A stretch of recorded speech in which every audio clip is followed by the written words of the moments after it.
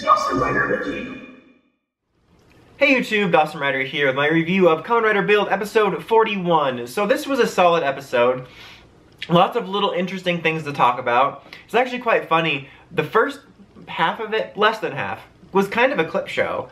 But it was really entertaining, to be honest. Like, I would have been fine if the whole thing was a clip show, just because they've done little bits like this before, like little mini clip scenes or segments. I remember most of them were like when Banjo and Sento were going over something and they'd sort of argue about the classic, like, on the main character. But this was like the whole cast doing it. Like, the whole core cast, the four main writers, Misora and Sawa, were all narrating basically the events of the series like it was framed in Stalk's plan. It was actually pretty well done. I mean, I'm not going to be like, oh my god, the clip show is the best thing ever, but just in terms of the framework of the show, they got a lot of really good humor and meta-narrative out of having everybody involved, especially stuff like you have Grease talking about, like, oh, if I would have married Misora, I would be, like, related to all these Martian people. And then you have Gentoku, like, being prideful, and just Misora not dealing with anyone's nonsense. So it was really funny. Honestly, like, it was kind of like an extended segment of what I like about the pre-episode recaps. Speaking of, there's something I want to talk about that in a minute, but I would honestly love for the Build cast to just narrate every clip show and every show of all time. I was thoroughly entertained by it. And just the device of it, it made sense that they would want to go over Stalk's plan, kind of like an investigation. So, like, I don't know, I just wanted to highlight it because clip shows are usually something, and it wasn't a full-on clip show, it was only a part of the episode, but I just wanted to highlight it because, like I said, clip shows are something that usually you roll your eyes at or just kind of have to get through because you're a completionist. And, you know, I like that they kept it small for whatever reason they wanted to do it, and it was entertaining. So that was really nice. Speaking of the pre-episode recaps, like, Gentoku was involved in this week's, and he's like, have you noticed that I've been really weirdly out of character lately? I thought that was a really funny meta way of addressing his sort of goofier behavior, especially since, like, he enters this episode before the clip show segment in a more ridiculous outfit again, and it says something like, not frontin' or something like that. It was really funny. Like, it's so weirdly abrupt and out of character, but somehow I'm okay with it because I find it so funny. Because usually, like, last year me, super mad, XA'd me, would be like, oh my god, it sucks! But I'm like, I can't not be charmed by it because I find it so funny. I don't know. But it is a little bit out of character, like, they address it. And the fact, maybe it's the fact that they addressed it too, which endears me more to it. I don't know. But I didn't have too much of a problem with it. But basically, the clip show investigation was leading them to realize, like, 99% of the original Smash we fought back when the series seemingly found its original formula before they're like, boom, just kidding, we're all related somehow to, you know, basically the conspiracy, the case, the storyline, except for this one guy, and they're like, I'm sure he's related somehow, and they find out he's his dad's ex-lab assistant, and they have, like, this flash drive that shows information on stuff about, because they're trying to figure out the secret to the lost bottles. It's something to do with the smoke monster. See you in another life, brother. That was a really terrible accent. And then they do go into, like, why best matches exist, which I'll get into in a second.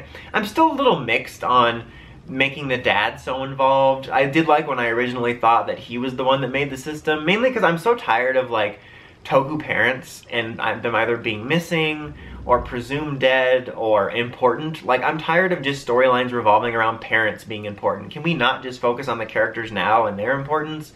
It's one of those things where I'll be able to more easily reflect on it when I see how the whole picture forms, but I'm just a little bit bothered by that.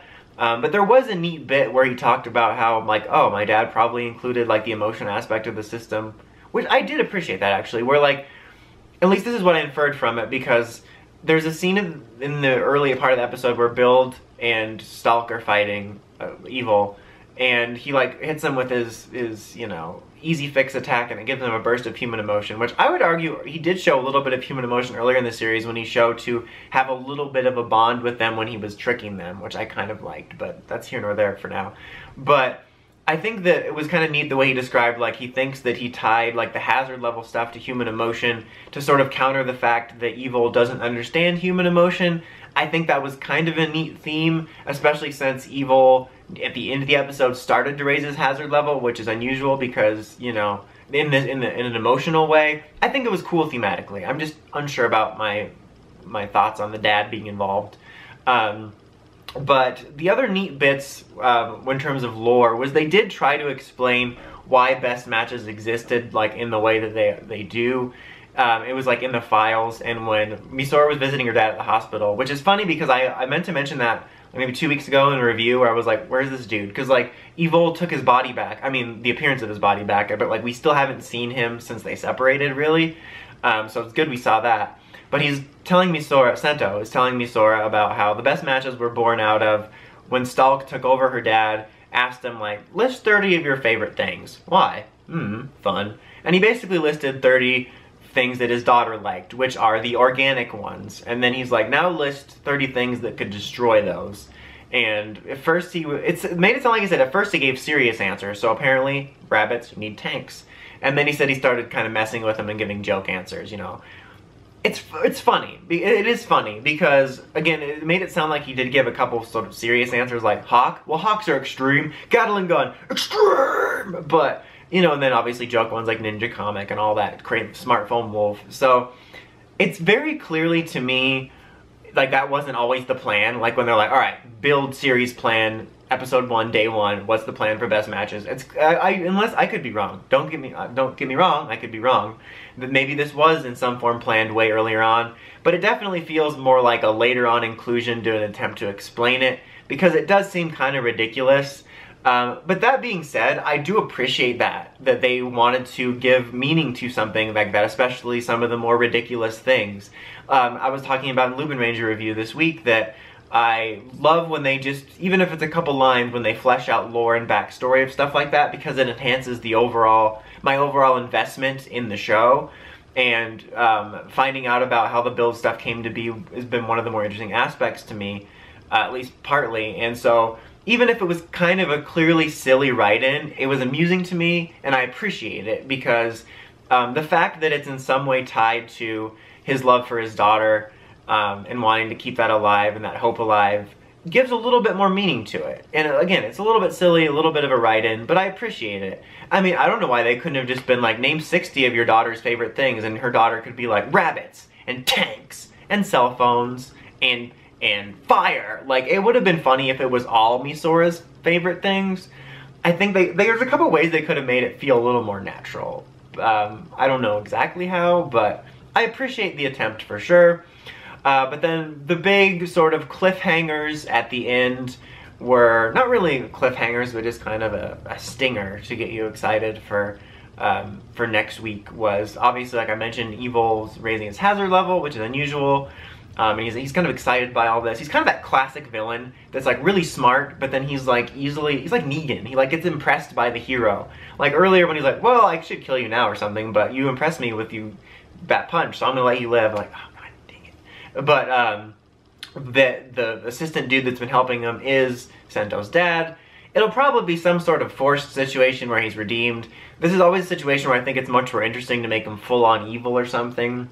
Like, I think they did it with Lucky's dad in Q Ranger where it's like, oh, he was forced. It's like, it always ends up being a cop-out, but who knows with Build?